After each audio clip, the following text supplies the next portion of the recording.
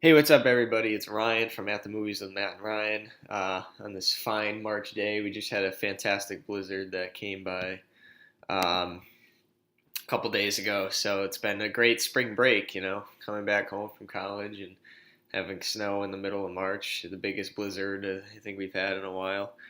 Um, but, since I saw John Wick 2 on Monday because of the bad weather, I decided I want to do my own little review, considering Matt did his own review of John Wick Chapter Two on our radio show a few weeks ago. So I decided, hey, since I've seen it, I'm going to do my own since I didn't get a chance to. So that's what I'm going to do today. I'm going to tell you guys what I thought about the movie, and let's just start by saying that it was fantastic. I thought it was better than the first one, to be honest. The first one came out in 2014. And I didn't see the first one in theaters. I was, I just didn't get to it, I guess. And I saw the first one a few weeks ago on my laptop. So I decided, since I wanted to see that one first before seeing the second one, obviously. So that's what I did. So anyway, I saw the second one this past Monday. So John Wick has, gained some prominence as a action star, I guess you could say. Keanu Reeves has played John Wick in this franchise, and it's become a pretty popular franchise. He's the new action star, apparently, it seems like. And basically, he's back. The first one obviously followed him as this person who had his dog killed and his car stolen by these gangsters, or by this large crime gangster's son, and he wants to get it back, and he seeks revenge, and it becomes this big bloody pulp. You get to see the the masterful moves that John Wick puts on his opponents, I guess you could say. Anyway, so now he's back in the second one, and the second one follows a retired super assassin John Wick's plan to resume a quiet civilian life are cut short when Italian gangster Santino D'Antonio shows up on the doorstep with a gold marker compelling him to repay past favors. Ordered by Winston Kingspin of Secret Assassin Society, the Continental, to respect the organization's ancient code, Wick reluctantly accepts the assignment to travel to Rome to take out D'Antonio's sister, the ruthless capo atop the Italian Camorra crime syndicate. So as you can see, we start to learn more about Wick's past and what we start to learn what I like about this movie. What I really like about this movie and why I think it was actually better than the first one is the fact that we actually get to learn more about John Wick's past, I feel like. And we get to learn about, because if you don't know the backstory to John Wick, the first movie at least, what happens is his wife dies. He gives up this hitman type lifestyle to start a family, and he has a wife, and she ends up dying though. That's not a spoiler. I mean, that was part of the whole beginning of it. He has a wife that dies, and she leaves this dog for him. And when the dog dies, he really has nothing left besides his home. And he wants revenge. He seeks revenge on those people who did this to him. So he goes back into that hitman lifestyle that his wife kind of brought him out of. So that's all we really know about it, but we don't know what he was involved in before having his wife, before getting married. And we learn that he's part of this ancient marker thing where he has to repay one of the Italian gangsters for a deed that the Italian gangster did for him. And, Wick at first declines, and something happens to him. I won't spoil it. And because of that, he wants to go back. And he wants to get his revenge on him as well. And we start to see this more mentality of John Wick versus the world. As at one point in the movie, there's a bounty put on him for $7 million. And this is sent out to all of New York. So it's pretty crazy to see John Wick having to fight 70 people at a time. It's pretty crazy. But I will say this is more violent than the last one. And it's not just violent. It's tasteful violence, if that makes sense. It's directed very well. Some of the violence is kind of an art form, some of it. I mean, I don't know how else to explain it. It wasn't just straight out we need a violent scene here just because, it was for a reason, and we get to see the cool pencil scenes that he that the that that was kind of foreshadowed in the first one, in the story about, oh, he killed three men with a pencil. We get to see that type of scene in it, which is pretty cool. But like I said, what I really enjoyed about this movie is we get to learn more about him. I think there's more of a story behind him, and there's even points where you kind of feel bad for him, despite the fact that he's killed so many people and he's injured so many people, that it's like, how can you feel bad for this guy even though like his dog died and everything? And in this one, something else happened that I won't spoil.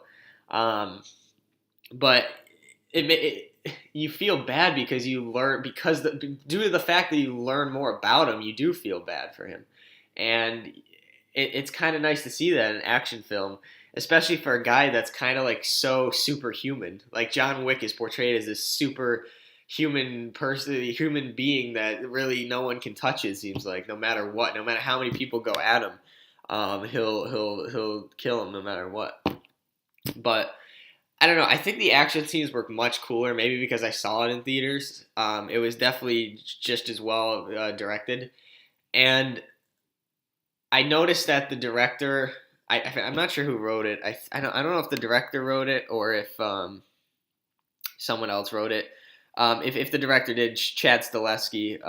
What I liked what he did in this one was he added a few more layers to John Wick's character, as I mentioned, and even like a few more layers to like some of the surrounding characters. And as a result, it didn't feel like pretentious. Like you would think, like because the first John Wick was so simple and so like it was more about all the action scenes and more about just John Wick seeking revenge, and we didn't get to learn as much about him. You'd think that maybe Stileski was being a little more pretentious in this one, but I didn't see it as pretentious. I saw it as kind of smart. You don't see it very often where a sequel in a franchise is this layered, I guess you could say. So it was nice seeing that. It wasn't just like a copy. One thing I tell you guys, if you've seen the first one and not the second one, it is not a copycat of the first one. So you guys will be. That was one thing I was a little worried about coming in. Is this going to be like the same thing? Like, because at the end of the first one he gets another dog, and I was like, oh, hopefully they don't kill this dog, and that's like how we have another revenge story for him. But it really isn't like that, and it's kind of nice. It's a little longer. My one problem with the movie was the length. It was it was like a little over 2 hours. So, it did get a little drawn out, especially at the end, and you'll see what I mean. The end was a little cheesy, I guess you could say. A little. There is going to be a third one.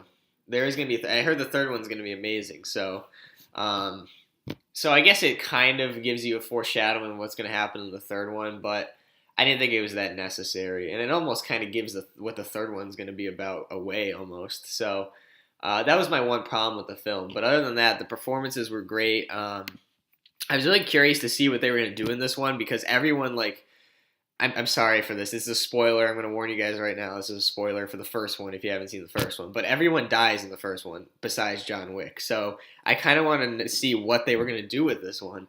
And I'm glad that everyone did die because they really have like this new story. And the only returnee was Ian McShane for his character, which was kind of interesting. And the only other the guy that runs the Continental Hotel also returned there. What's his name? I don't know what his name is. It doesn't show here. But anyway, Lawrence Fishburne's in it for a brief second. That was a cool Matrix revival, Matrix reunion. So that was pretty nice. For some reason, I'm looking at the cast list and it has Mrs. Wick as like one of the characters. Like she's literally like on his phone for like 2 seconds. I don't know why they have her as part of the top of the cast list, but whatever. Another thing I would say, I guess, if I were to really, like I said, this movie was so well directed and the action scenes were so like just fun to watch that I can't like point out much I can't point out many issues with this film. But another, I guess, kind of issue is the bad guys weren't as developed maybe as the last film. Ruby Rose is in it, and she's one of the bad guys, and she isn't like she's in it for they kind of what Stileski does is he kind of puts her as this like like new antagonist kind of, and he tries to build her character up, but it's kind of poorly conducted because she's only in it for a few scenes, and the few scenes she's in, she doesn't have much impact. She's just kind of there, and it's always like this scene where she's just staring creepily at John Wick, and that's like her part in the movie, and it's just kind of I don't like it, I didn't see her as a great antagonist, so like I guess it doesn't matter because there's other antagonists in the film, but she was in it for a good amount of time where Stileski could have developed her character a little more, and I wish he did. But I mean, the movie would have been longer too. So, but I mean, other than that, this movie was a pretty good success. I enjoyed it very much. Seeing it in theaters was much better than watching it at home on a laptop, which is what I watched the first John Wick on. So I advise you guys to hurry up and go see it. I mean, this took forever for me to put this out, but Matt, like I said, Matt had his review of it on the show a few weeks ago. Um, but yeah, so I wanted to do this, go out before it leaves theaters. It'll probably be leaving theaters soon. It's been out for over a month, so go out and see it if you haven't. I don't know. I mean, Matt and I, like I said, like we described on our last podcast. Oh yeah, Matt hasn't put that podcast up yet. Actually, Matt's supposed to be putting a podcast up. We did a Before I Fall review, so check out for that. I'll be putting this one up immediately after this.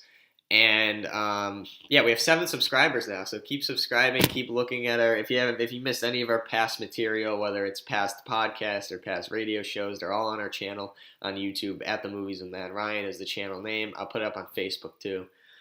Um, and I will tell you guys, we can't go back to our radio show for another few weeks because we have to get retrained again for a new automation system. Whatever, it's stupid shit, but you know what, things happen. So we're going to continue to do these little podcasts after we see a movie, and we'll put them up until then, until we can go back to our radio show. But I'll let you know when we'll let you know when we finally get the good to go back to the radio station. So so stay tuned for that, and maybe I'll put up some album reviews too.